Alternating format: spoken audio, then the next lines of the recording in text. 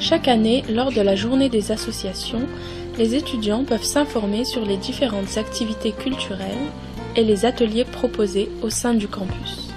Cette journée se déroule devant la maison de l'étudiant.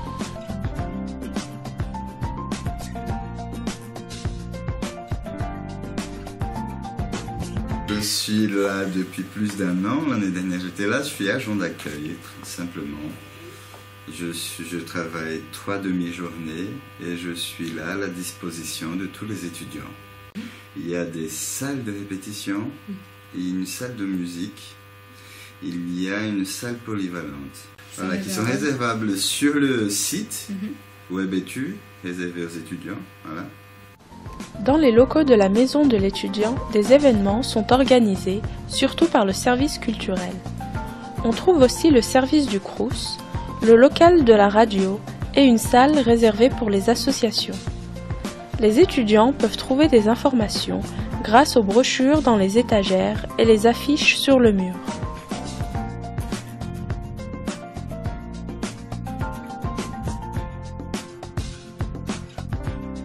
Alors oui, donc moi je fais du théâtre tous les mercredis soirs, donc à la maison de l'étudiant. Parce que j'ai toujours voulu faire du théâtre, mais c'est vrai que à l'extérieur, c'est souvent un peu cher et ça prend du temps en fait après les cours d'aller en ville. Donc j'ai vu qu'il y avait cette activité et qu'en plus c'était gratuit, donc je me suis dit pourquoi pas essayer et ça me plaît, c'est très intéressant. Je suis tombée par hasard sur l'information sur le site internet de l'université. J'ai vu un petit descriptif de l'atelier, j'ai vu les horaires, tout ça. Donc après, je suis allée à la maison de l'étudiant pour avoir un peu plus d'informations et pour m'inscrire.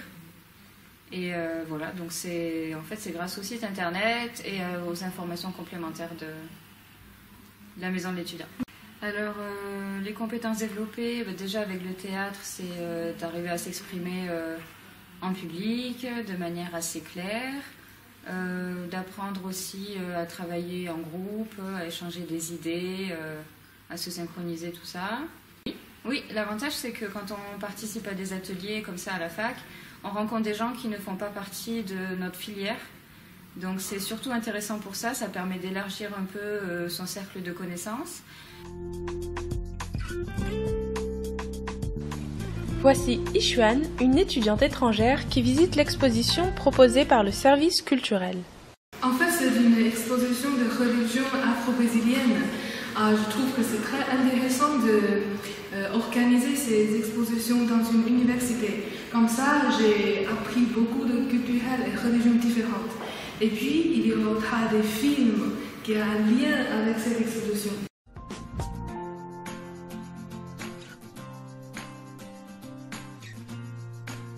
Alors oui, donc le Litérarium, c'est une asso étudiante de Lyon 2 qui organise des événements culturels.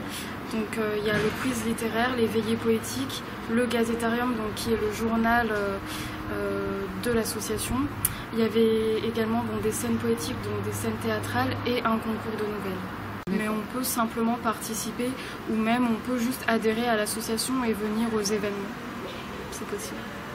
Les veillées poétiques, c'est permettre à des étudiants ou des personnes extérieures de venir lire leurs poèmes devant un public, donc à Lyon 2, un public d'étudiants.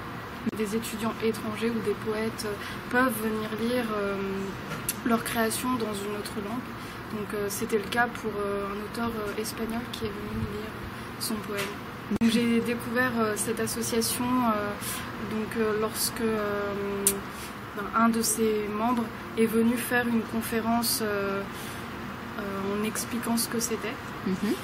Et ça m'a donné envie de rejoindre l'association. Et j'ai participé au quiz et ensuite je suis devenue rédactrice en chef du journal Le Gazétarium où j'écrivais des articles et je corrigeais et je publiais les articles des autres également. J'ai appris à utiliser InDesign pour ce faire, la mise en page, et des compétences de rédaction puisqu'on écrit des articles, donc ils sont de mieux en mieux. Des compétences aussi informatiques. Le quiz du Litérarium a lieu tous les 2 mois dans un bar. Il regroupe des étudiants de tout horizon dans une ambiance conviviale et sympathique.